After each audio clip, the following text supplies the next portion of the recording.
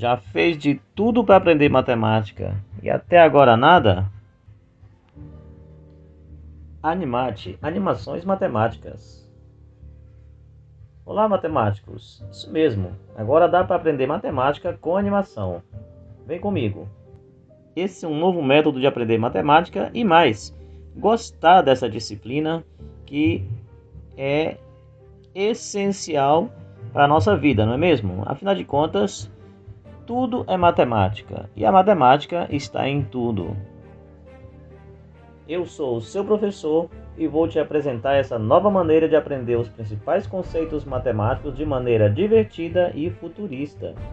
Já vai dando o seu like, se inscreve no canal, ativa aquele sininho para receber nossas novidades e não deixe de comentar. Afinal de contas, dá muito trabalho para fazer e não custa nada você me dar uma forcinha aí, não é mesmo? Olá, matemáticos! Neste vídeo faremos uma abordagem histórica da resolução da equação de segundo grau, em especial da fórmula de Bhaskara. Bom, salientamos que o foco principal é a contemplação das animações, porém não descartamos a importância das origens e evolução dos métodos de resolução que esse importante polinômio ganhou no curso da história. Após um longo período onde a matemática esteve concentrada às margens do mar Mediterrâneo e nos vales do rio Tigre e Eufrates e à beira do rio Nilo, esta ciência ganhou contribuições vindas da Índia, sobretudo do Império Árabe, que trouxeram importantes consequências em sua estrutura. A contribuição mais significativa da Índia para a matemática foi seu sistema de numeração decimal e posicional, com o uso de 9 símbolos e do zero. Esse sistema de numeração foi resultado de longa evolução interna e de contribuições de elementos de outros povos. Vale lembrar que, a princípio, contava com apenas 9 símbolos, 9 símbolos básicos. O zero surgiu posteriormente para preencher as posições vazias. Com o passar dos anos, a grafia passou por transformações até ganhar a forma atual. A matemática hindu produziu grandes colaboradores o mais famoso deles, com certeza, foi o Bhaskara, que viveu entre os anos 1114 e 1185. Esses matemáticos contribuíram muito para a resolução da equação de segundo grau. Então, já que nós estamos falando do Bhaskara, vamos contar um pouco da história dele, pelo menos aquilo que chegou até nós. Bom, o Bhaskara viveu na Índia e aquele país produziu diversos matemáticos importantes, na segunda metade da Idade Média. O mais importante do século XII, com certeza, foi o Bhaskara. Há registros bem convincentes da existência desse matemático na Índia por volta daqueles anos. Mesmo para os mais brilhantes matemáticos hindus, qualquer problema que fosse expresso através de uma equação quadrática era considerado um verdadeiro desafio. E a álgebra da antiguidade tinha caráter retórico, ou seja, ela era uma expressão verbal apenas, sendo essa uma das dificuldades encontradas pelos hindus nas soluções e no tratamento de equações quadráticas. Mesmo com todo o seu talento, Bhaskara não pôde dar o passo fundamental no desenvolvimento das equações quadráticas. A descoberta da fórmula, segundo o próprio Bhaskara, a regra que usava e que originou a fórmula atual, tal como hoje conhecemos, era devido a Sridhara, o outro matemático indiano que eu falei. Um fato curioso é que o Brasil estabeleceu-se o hábito de nomear a fórmula para resolver equações de segundo grau como fórmula de Bhaskara, e assim ficou. Apenas no Brasil esse nome é utilizado de maneira mais expressiva. Mas foi só com François Viet, um matemático francês do século XVI, considerado por muitos estudiosos como o pai da álgebra, que a famosa fórmula de Bhaskara ganhou o formato que conhecemos hoje. Okay? Com os avanços de Viet, os matemáticos europeus da época foram buscar com os comerciantes renascentistas 2 sinais ainda desconhecidos na matemática.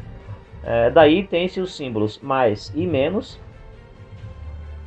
passou a ser usado em definitivo nessa ciência.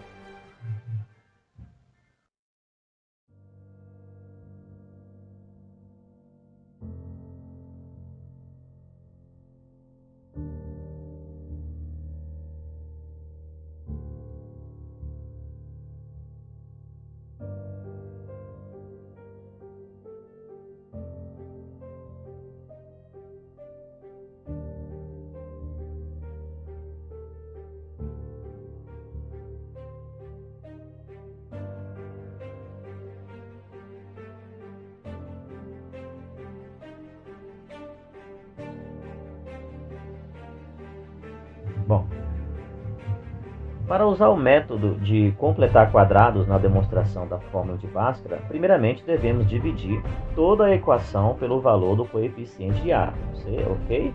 Conforme mostra aí a seguir, né?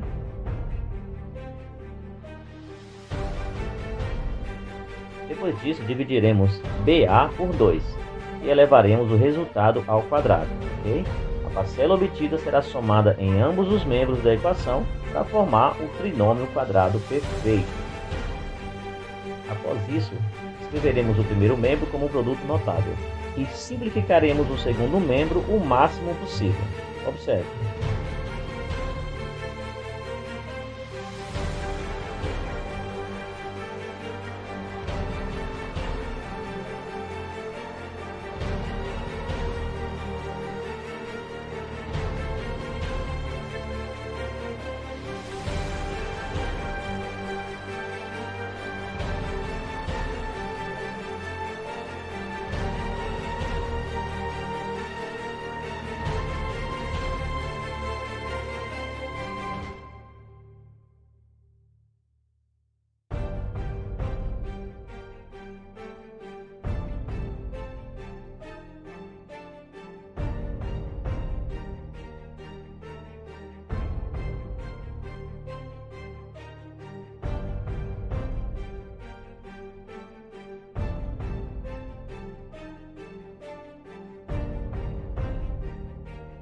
Para seguir adiante no cálculo, faremos a raiz quadrada em ambos os membros da equação e simplificaremos o resultado o máximo possível.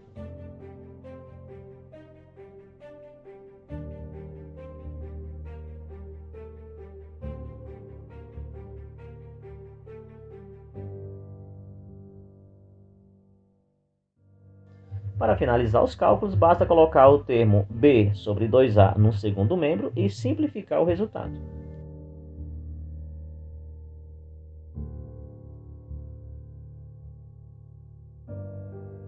Observe que o discriminante é encontrado dentro da raiz quadrada, na demonstração da fórmula de Bhaskara. Ele apenas é calculado separadamente por motivos didáticos, ok? Então está aí a fórmula de Bhaskara demonstrada. Quem é o discriminante da equação? O delta é o discriminante. O valor do delta é b² menos 4 vezes a vezes c. Ele se chama discriminante porque realmente ele discrimina, ou seja, ele qualifica a equação. Se o delta for maior que zero, for um número positivo, existem duas raízes reais e distintas.